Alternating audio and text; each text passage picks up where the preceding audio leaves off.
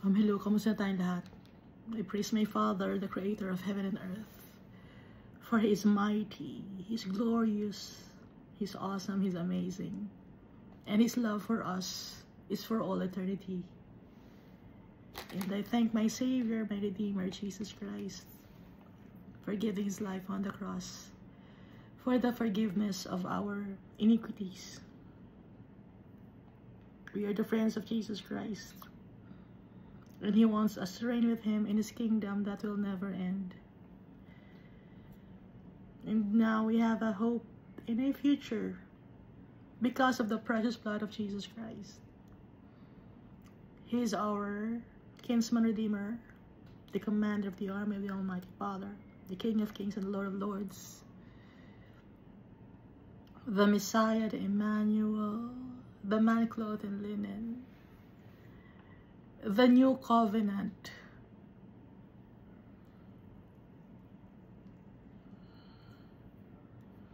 Most of all, He will be the judge of the people at the last days, because He experienced what we are experiencing, or what we have experienced in this world.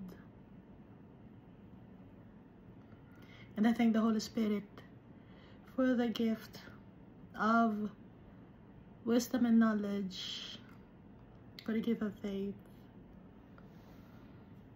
for the gift of discernment, and for the fruits of love, joy, peace, forbearance, kindness, gentleness, goodness, faithfulness, and self-control.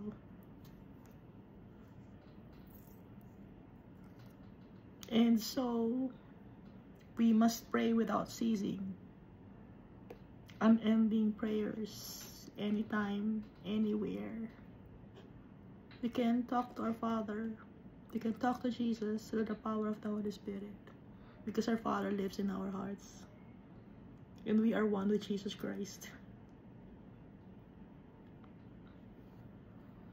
So last time, Iska, we've read 2 Chronicles chapter 8 and 2 Chronicles chapter 9.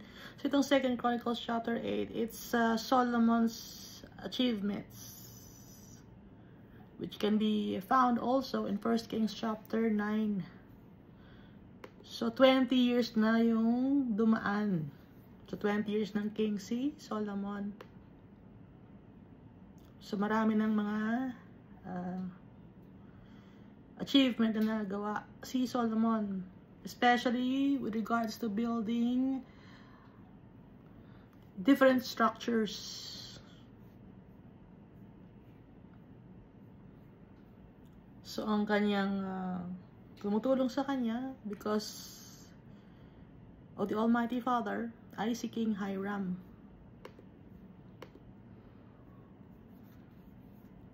So marami pa rin siyang mga land na na-conquer, like Hamath Zobah, at saka yung Tadmor Wilderness, where he built a fortress or storage cities. Pati na rin yung Upper Beth-horon and Lower Beth-horon. At yung mga remnants of the people who were not Israelites, like the Hittites, Amorites, Perizzites, Hivites, and Jebusites, they're not from the lineage of Abraham, Isaac, and Jacob. Pero they had been absorbed in the society by King Solomon as forced labor. So they're mga laborers. Whereas the Israelites, like the tribe of Judah, tribe of Issachar, tribe of Benjamin, tribe of Ephraim, lahat ng mga tribes, sila ngayon yung men of war, captains of his officers, captains of the chariots, and cavalry. Sila yung, they comprise the government, they govern the land of Israel. May mga position sila. At sila yung pinaka mataas yung rank sa society.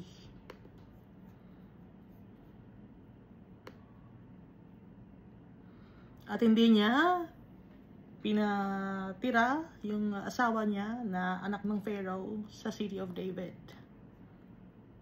Dahil iba ang beliefs nun. Kasi daughter ng Pharaoh yun, syempre meron yung ibang beliefs. Si Solomon, he had faith in the Almighty Father. Kaya nakalagay ito, my wife shall not dwell in the house of David, king of Israel, because the places to which the ark of the Lord has come are holy. Yung asawa niya, hindi naman Israelite, and at the same time, did not have faith in the Almighty Father. May sariling religion. Kaya, di ba yung lahat ng mga asawa ni Solomon, kanya-kanyang beliefs or traditions. May mga deities na sinasamba. At sinusunod ni King Solomon yung mga commandments ni Almighty Father that's been relayed to Moses, like the offering for the Sabbaths every week to, no? And then offering for the new moons every month naman tong new moon. At saka yung every year naman 3 appointed yearly feasts, like the Feast of the Unleavened Bread, symbolizes Jesus Christ, to unleavened bread, bread of life. The Feast of Weeks, ito namang Feast of Weeks, ito ay yung time, ang nagsisimbolo ng Feast of Weeks, kasi yung Feast of Weeks is 7 times 7 is 49, and then on the 50th day, yun ang kanilang celebration. So yun yung end of times, Feast of Weeks. Inaalala na after ng lives ng mga tao here on earth, sa ika-50th, dun makukuha yung inheritance. Kaya kino-commemorate yun. Hindi lang sinasabi dito, no?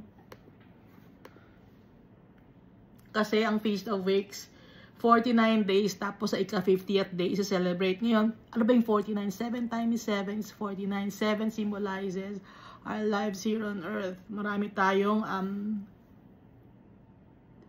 iba-iba tayo ng era kung kailan tayo pinapanganak. Pero ang ending nun, sabay-sabay sa atin ibibigay ang ating inheritance. And then the Feast of the Tabernacles, pinapa-commemorate din or appointed to celebrate yearly. Feast of Tabernacles, yung Sukkot, yung time na yung mga Israelites, they were in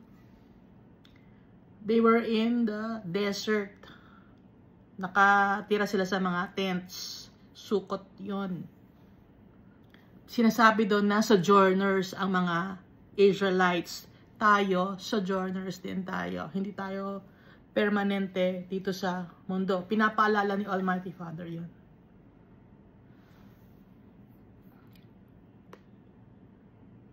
Dito sa Old Covenant.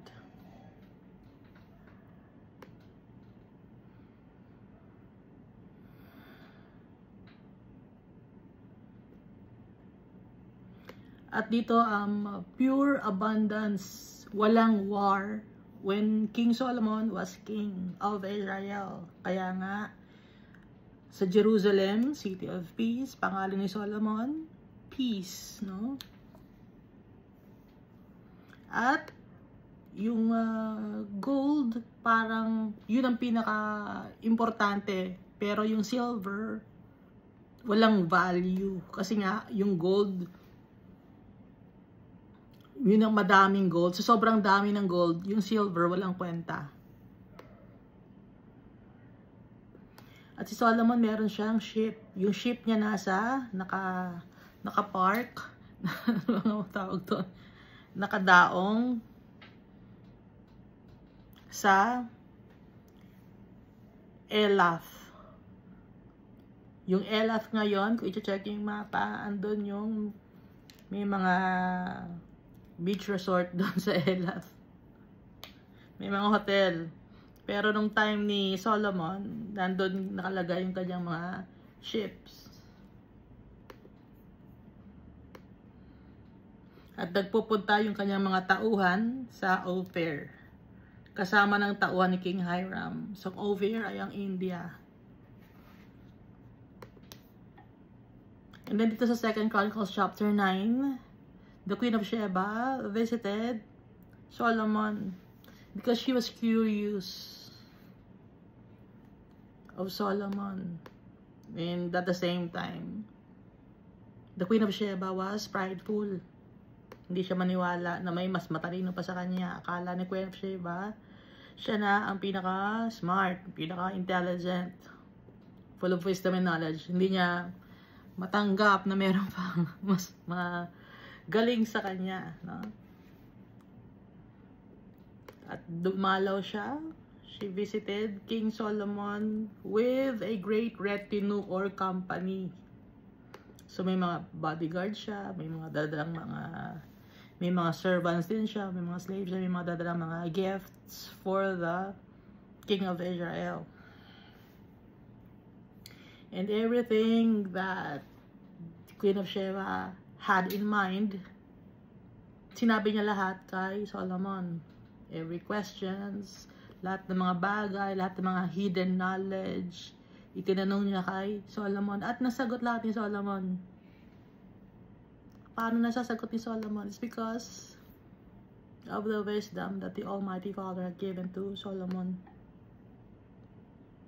At may mga proofs, hindi lang sa salita yung proof of ng wisdom and knowledge ni Solomon, but also sa surroundings, sa environment, like yung mga tauhan ni Solomon, yung mga pagkain, yung mga servants, yung mga damit ng mga servants, yung mga kung paano mag-serve ang mga waiters.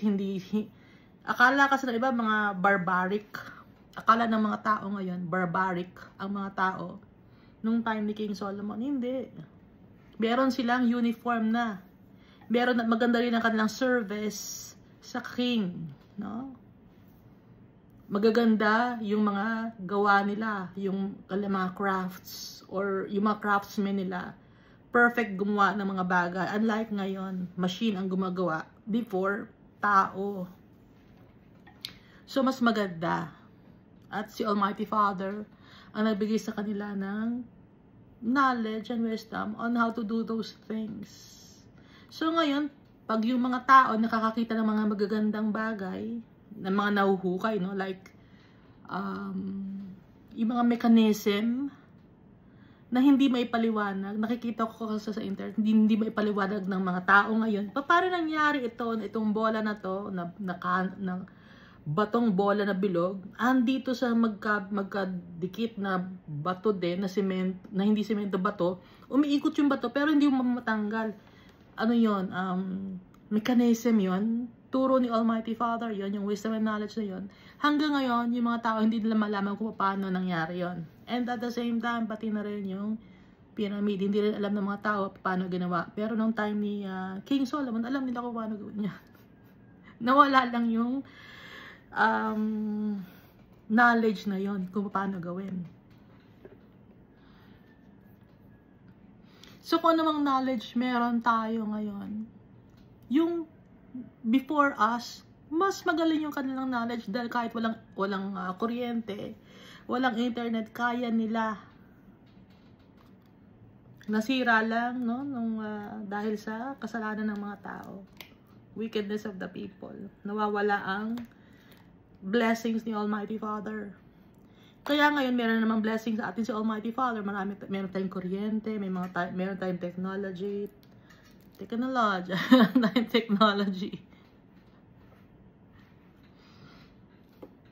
At itong technology natin ngayon, mawawala rin ito sa time ng pagdumating na ang beast. Hindi pa dumarating ang beast, pero nandiyan na siya. Pag nagpalagay na ng mark of the beast ang mga tao, unti-unti nang mawawala lahat ng mga technology meron tayo na ini-enjoy ngayon. At sa time ng Gog and Magog, nasa Book of Revelation, it will be a thing of the past. Yung mga meron tayo ngayon. Parang mas malala pa sa medieval times. Yun yung time na si Satan ay nakakulong sa Book of Revelation yun eh. Nakakulong, no? For 1,000 years ikukulong si Satan. So, yung technology wala nung time na yon. Kaya yung mga tao magiging barbaric, mahihirapan sila sa buhay. At wala na ring mga followers of Jesus sa time na yon. Kaya puro away, puro gulo ang mangyayari.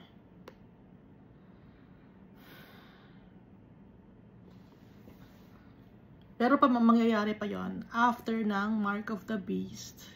And then magkakaroon ng the Almighty Father will shake heaven and earth. Mga calamities. So yung mga calamities na na-experience natin ngayon, baliwala itong calamities na nangyayari sa atin, mga pestilence, sa mangyayari pa in the future. In the near future. Sa pagdating ni Jesus Christ. Because of the wickedness of the people. No? So, itong mga, kung anong meron si King Solomon, it's opulence. Lahat ng mga gamit na meron si King Solomon na pinang-serve sa mga tao, it's gold. Ngayon, wala. Kahit gold-plated, yung mga mayayaman na mga tao, gold-plated man, pero hindi, mahinang klase. Pero yung kay King Solomon, sobrang ganda. Yung kanyang mga kagamitan. Pati yung mga uniform, may uniform na sila, may apparel sila, no? Kaya, itong si Queen of Sheba, when she saw these things, there was no more spirit in her. She was intimidated.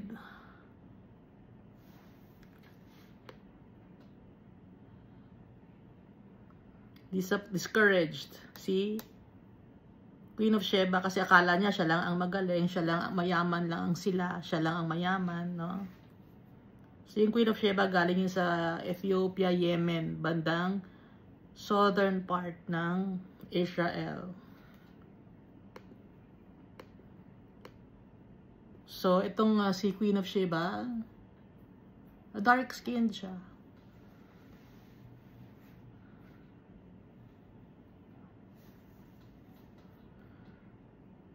At hindi sila nagkaroon ng relasyon, ano, ni Queen of Sheba at King Solomon. Yung iba kasi para lang ma-justify na nagkaroon ng anak si Solomon kay Queen Sheba, sinasabi na para maging king or naging king ba yung anak ni Queen of Sheba, in-associate kay King Solomon. Kasi nga, yung mga tao gusto lang ma-associate kay King Solomon dahil nga si King Solomon, he was full of wisdom and knowledge. Kaya nga dumami ang kanyang asawa dahil yung mga anak ng mga businessmen, ng mga merchants, yung kanilang mga servants, to be associated with King Solomon, ibinigyan ng madaming asawa. O ito na anak namin. O ito pa isa ko pang anak. O 3 anak ko na ibigay ko na sa'yo. Para maging family na tayo, maganda yung merch, yung bigayan ng ating mga trading, ganon. Ha?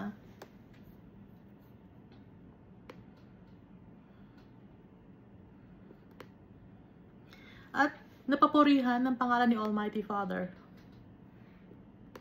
dahil sa nakita ni Queen of Sheba.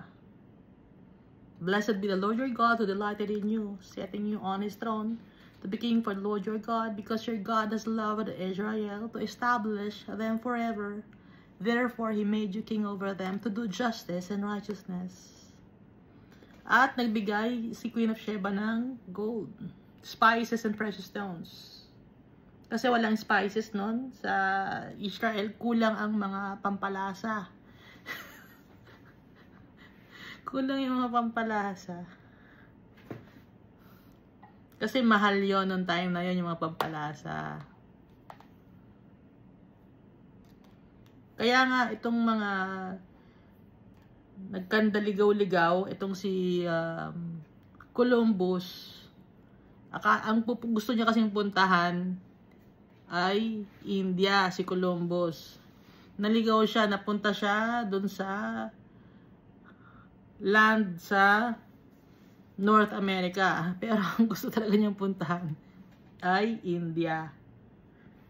Kasi nga yung India ay madaming mga natural resources. At sinakop din ng India ng iba-ibang mga nations. No? Kaya yung India ngayon, magulo. Pero maraming mayaman sa India. Tsaka, one of the oldest civilization, yung India. Parang sabay sila ng China.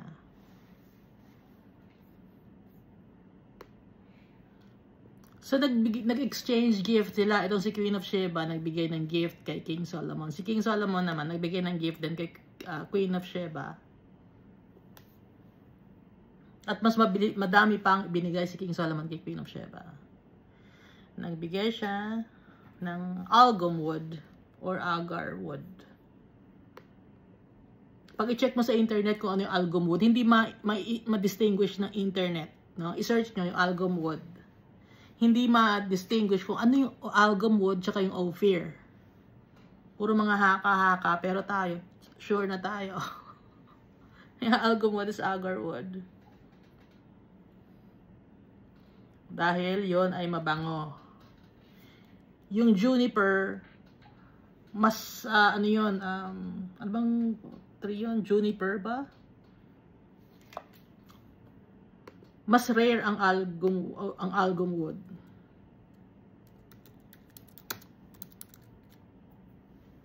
Mas rare ang algum wood kumpara sa juniper tree.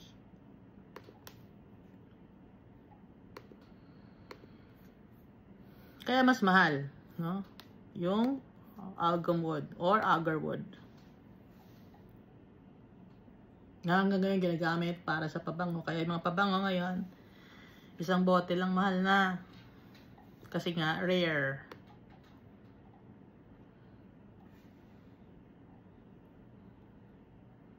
So, maraming mga laging bisita. Maraming laging bisita si King Solomon. Mga traders, mga merchants from different nations. Dinadayo si King Solomon. Even the philosophers from Greece. Yung Greece kasi mahilig sila sa mga pag-usapan tungkol sa philosophy. Sa mga theory, mahilig yung mga Greek. Kaya yung, kung napapansin niyo yung mga laging Greek ang pinag-uusapan pagtungkol sa psychology, pagtungkol sa math, tungkol sa science, yung Pythagorean theory, yung mga ganong theory, no? Yung mga lumang theory. Kasi nga, yung mga Greece, mahilig mag-isip. Yun ang kanilang pinakatrabaho noon.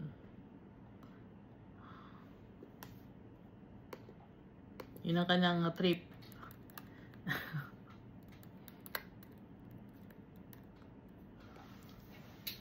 Tapos, nagbibigay din yung King of Arabia. Sa Saudi, marami ring gold. Up to now.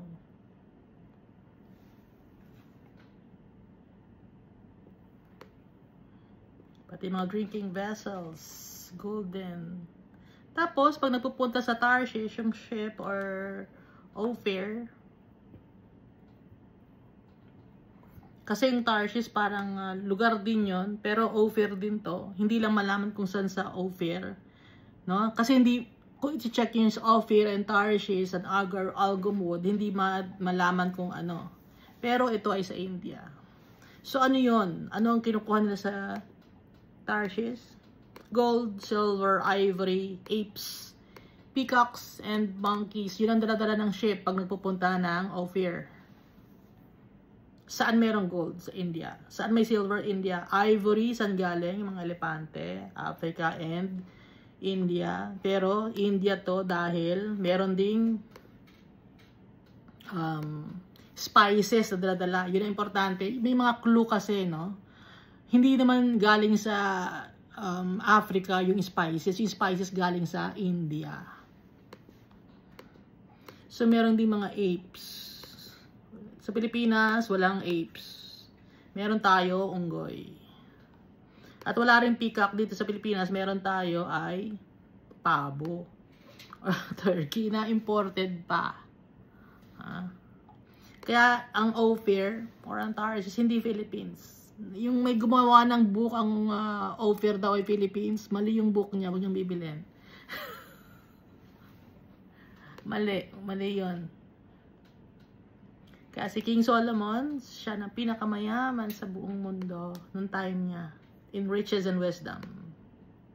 Because of the Almighty Father, inalaw yun para ipakita sa atin na hindi ang riches at ang wisdom ng mundo na to ang makakapag-fill ng void sa heart natin, ang makapag-fill ng void sa heart natin.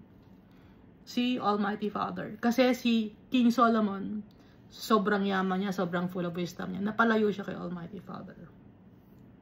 Aanin mo ang riches and wisdom and all the things of this world kung wala naman sa'yo si Almighty Father. Wala rin. So, ang ating inheritance, ang real treasure, pinapakita ni Almighty Father na siya ang real treasure natin. Wala nang iba pa. At nagpapasalamat tayo kay Jesus Christ dahil He introduced us to our Father.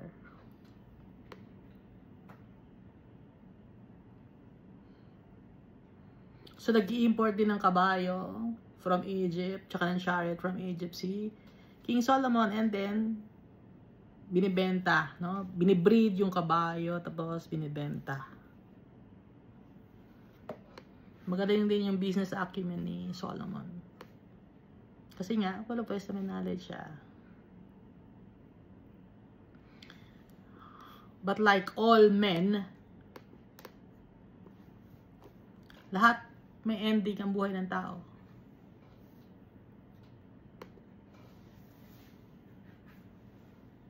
It's a verse 29 of 2 Chronicles chapter 9. And so Solomon reigned in Israel for 40 years. And he was buried with his fathers. And he died and joined his ancestors, or rested with his fathers. Buried in the city of David, kung saan nakalagay din yung remains ni David. And Rehoboam, his son, reigned in his place. So si Rehoboam, no? After ni Solomon. Hindi nabanggit dito na nagkasala si Solomon. Hindi nabanggit na sa sobrang dami niyang asawa, nagkasala siya, napalayo siya kay Almighty Father. Pero nabanggit sa 1 Kings na nagkasala si Solomon, napalayo siya kay Almighty Father. Pero nakabalik si Solomon kay Almighty Father. That's why we have the Book of Ecclesiastes and the Book of Proverbs and the Songs of Solomon. Nakalagay sa dito, nakakompile. Isa sa mga books sa Bible, nilagay ni Almighty Father. Inspired by the Holy Spirit.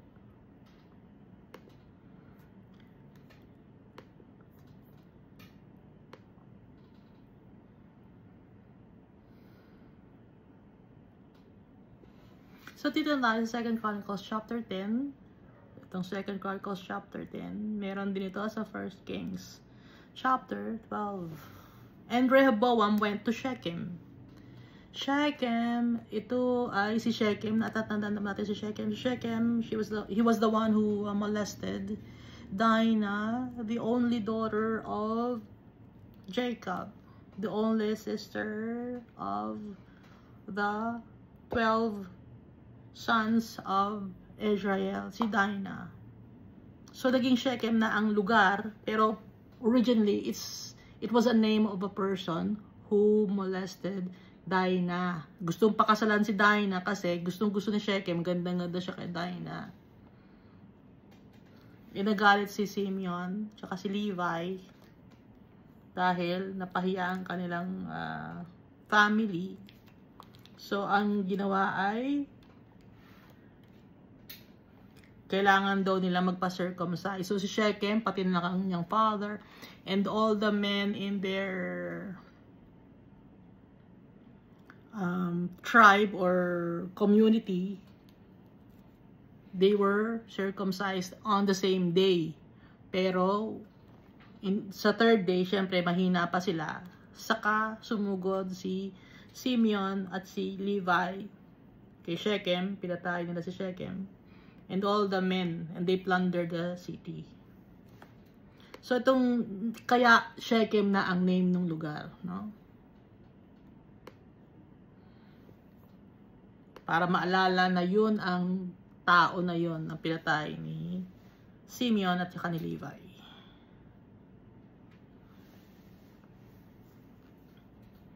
And Rehoboam went to Shechem, for all Israel had gone to Shechem to make him king.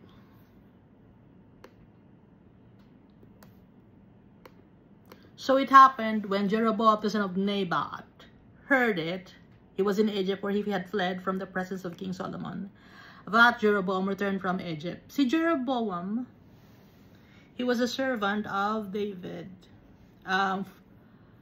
Nakalagay dito sa 1 Kings chapter 11, no? Solomon's servant Jeroboam the son of Nebat, an Ephraimite, or from the tribe of Ephraim, itong si Jeroboam. Young man siya who was industrious and was made officer over all the labor force of the house of Joseph. Sa labor force, sa kanya ibinigay yung trabaho. Siya yung leader ng labor force ng house of Joseph. But Solomon sinned against the Almighty Father, di ba? Kaya si Almighty Father, kinausap niya si ang pangalan itong Ahijah the Shilonite, no, yung prophet, si Ahijah.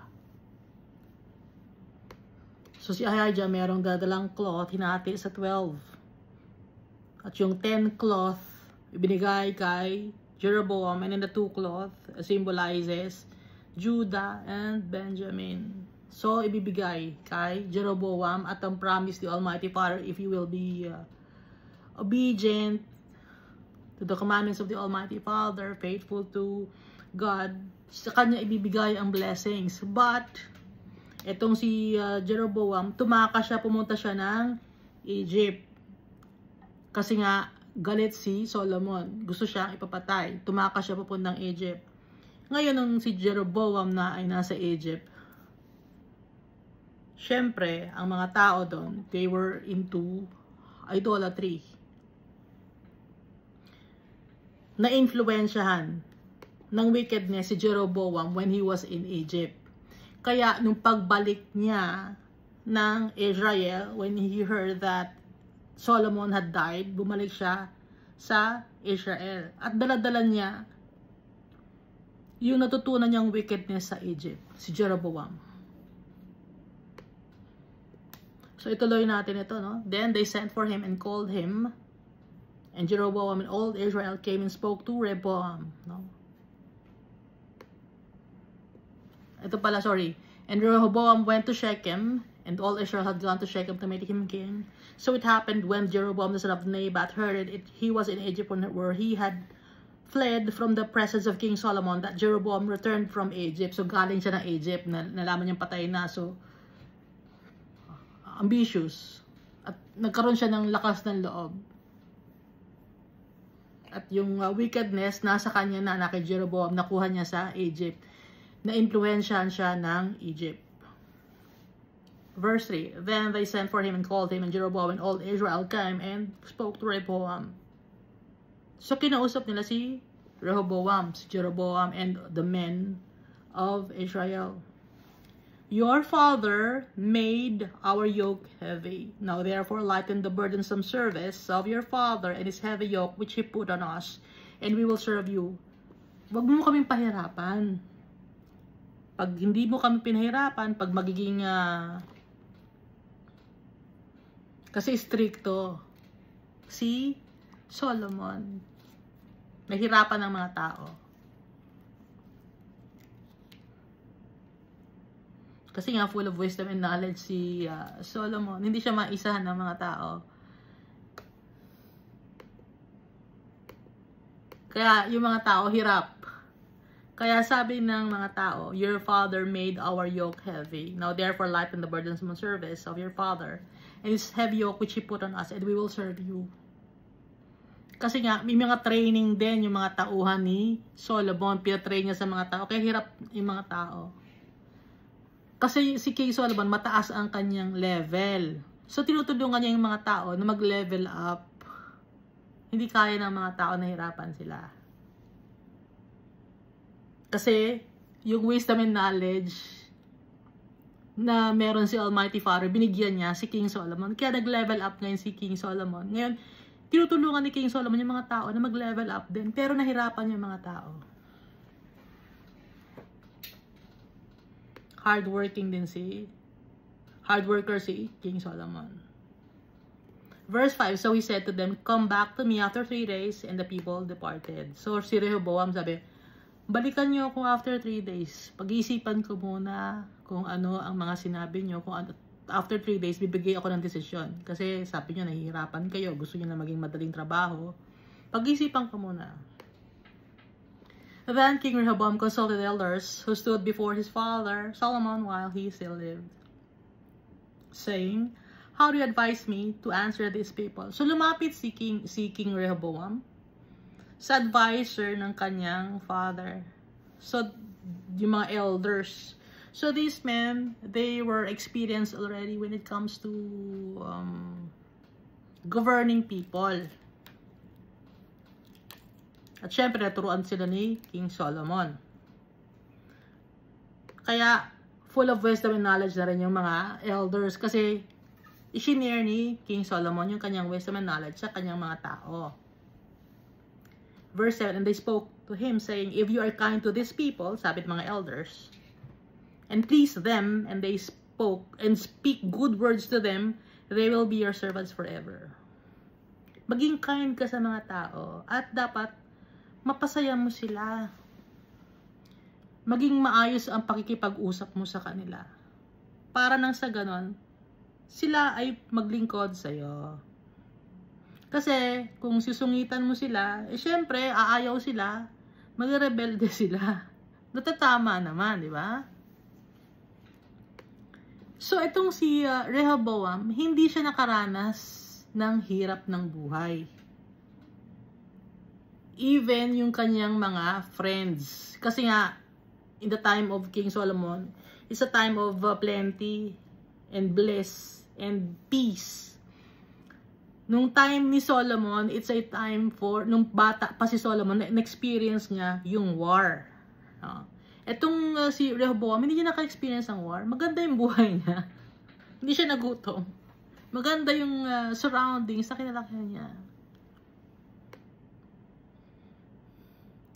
Kaya, iba siya, no? Ganun ang mga tao pag iba ang surroundings na kinalakihan mo. Hindi ka sanay sa hirap. Yung puso mo, wala sa mga mahihirap. Hindi mo maiintindihan, hindi ka makaka-relate. Pero kung ikaw ay galing sa hirap, nakaranas ka ng pain and sufferings, maiintindihan mo ang tao. Gaya ni Jesus Christ, naintindihan niya ang tao kasi lumaki si Jesus Christ nang poor siya. Inalaw ni Almighty Father yun.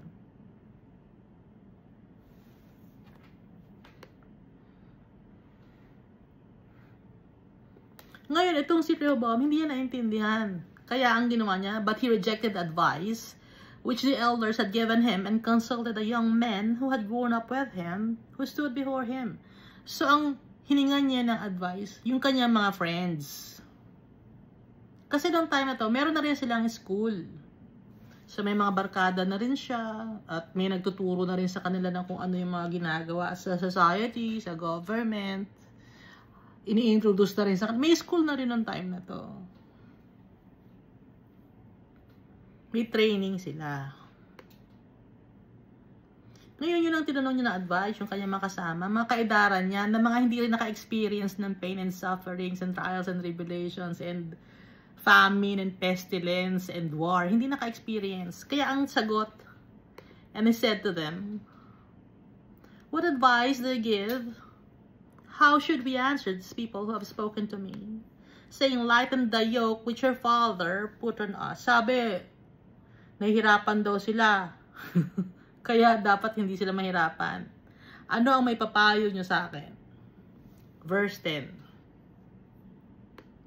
And then the young men who had grown up with him spoke to him, saying, thus you should speak to the people who have spoken to you, saying, your father made our yoke heavy, but you make it lighter on us. Thus you shall say to them, my little finger shall be thicker than my father's waist. And now, whereas my father put a heavy yoke on you, I will add to your yoke.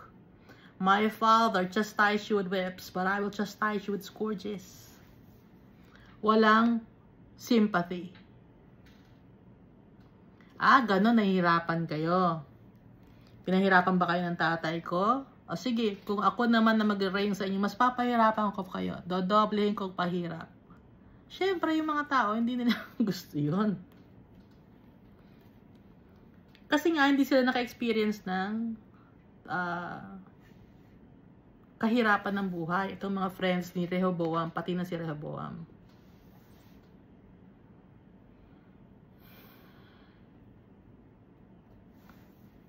Kaya they are stiff-necked people. Pag sinabing stiff-necked people, mga arrogant, no? Mayayabang. Hanggang ngayon may mga taong ganito. Yung mga taong hindi nakakaranas ng hirap sa buhay, parang mayayabang sila. Or, may mga tao naman nakaranas ng hirap ng buhay, tapos biglang yumaman, yubabang din, ganun din. Kasi nga, naturalesa sa tao na pag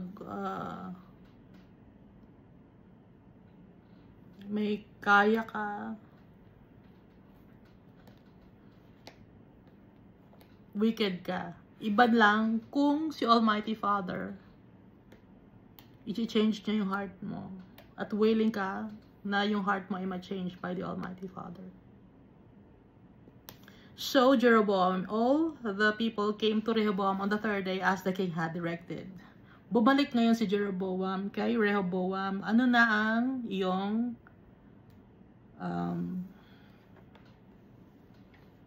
advice sa amin? Ano na ang sagot mo? Diba sabi mo, come back to me the third day. So sa ika-third day, bumalik na si Jeroboam and all the men to Rehoboam, mga elders. And then the king answered them roughly, no? Hindi pagpapakumbaba, kundi mayabang. Hindi maayos ng pagkikipag-usap. Kasi nga hindi siya nakaranas ng hirap. King Rehoboam rejected the advice of the elders, and he spoke to them according to the advice of the young men, saying, my father made your yoke heavy, but I will add to you. My father chastised you with whips, but I will chastise you with scourges. Mas pahirapan ko kayo. Siyempre, yung mga tao, ay ayoko ito, papahirapan pala tayo. Ito, bakit itong ilalagay natin sa pwesto? Bakit natin siya susundin na mahirapan pala tayo? Hindi na. Verse 15. So the king did not listen to the people, for the turn of events was from God. Dahil si Almighty Father, ganoon ang ginawa niya. Lahat ng mga bagay na na-experience natin, the Almighty Father allows it to happen, even if it's painful. Why? For us to obey our Father, to listen to Him, to humble ourselves before Him, that we cannot do anything without our Father. Kaya inaalaw ni Almighty Father ang mga bagay. It's to humble us. So the king did not listen to the people, for the turn of events from God, that the Lord might fulfill His word, which He had spoken by the hand of Ahijah the Shilonite to Jeroboam the son of Nebat. Kaya natupad or ginawa ni Almighty Father yung prophecy niya or yung message niya kay Jeroboam through Ahijah the Shilonite. Verse 16, now when all Israel saw that the king did not listen to them, the people answered the king, saying, what share have we in David? Ano bang share namin kay David? Di naman namin kaduguyan na. We have no inheritance in the son of Jesse. Every man to your tents, O Israel. Now see to your own house, O David. So all Israel departed to their tents. Hindi namin kalahi yan si David. Son of Jesse yan. Kami ay tribe of Ephraim, tribe of Issachar, tribe of Manasseh, tribe of Gad, tribe of Reuben. Hindi, anong parte namin kay David? Si David ay lahi yan ni Judah. Hindi namin susundin yan. Dahil kayo, yung desisyon nyo, papahirapan nyo kami, ba't namin susundin ngayon si David? Wala kaming parte kay David. Yun ang sabi ng mga tao. But Rehoboam reigned over the children of Israel who dwelt in the cities of Judah. Pero si Rehoboam, sinunod siya ng mga Judeans. Kasi nandun siya. Kasi from the city of Judah siya, no? Tribe of Judah. And then Rehoboam sent Hadoram, who was in charge of revenue. Nagsisigil ng tax. Si King Rehoboam, pinadala niya si Hadoram. But the children of Israel stoned him with stones and he died. Alam na nga hindi siya ang ginawang king. Inilabas pa niya si Hadoram, yung kanyang tauhan, para maningil ng tax sa mga Israelites. Siyempre, magagalit yung mga tao. Manghingi ka sa amin ng tax, hindi ka namin kinikilalang king. Yung king mo, Hadoram, hindi namin kinikilalang king, kaya papatayin ka namin, Hadoram. Kaya binato ng bato. Si Hadoram, namatay. Therefore, King Rehoboam mounted his chariot in haste and flee to Jerusalem. Nung malaman ni Rehoboam yung nangyari na pinatay si Hadoram, sumakay siya ng kanyang chariot at umuwi siya ng Jerusalem. Magtago siya sa Jerusalem. Kasi nga, yung Jerusalem, yung city of David, ano yung fortress yon? Meron yung mga harang. Parang city yon or subdivision. Sa ngayon, no, may mga bantay yon. May gate in Jerusalem.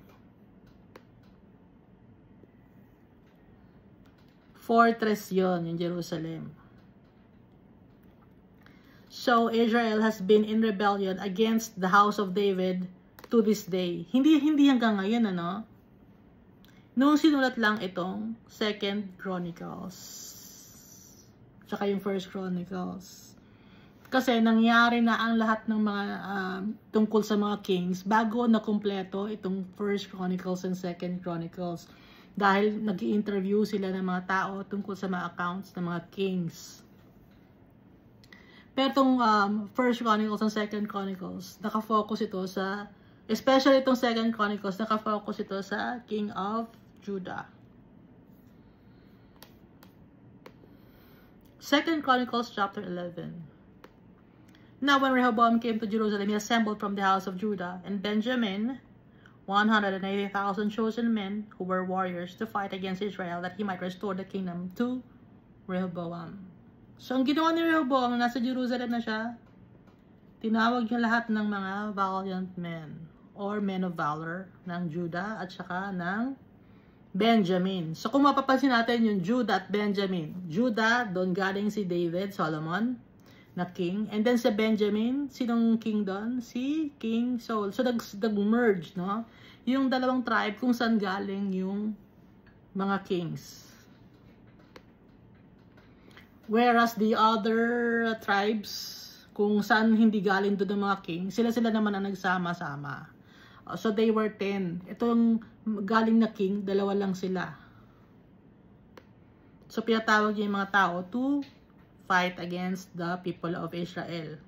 Pinatawag niya yung mga men of valor ng Judah and Benjamin.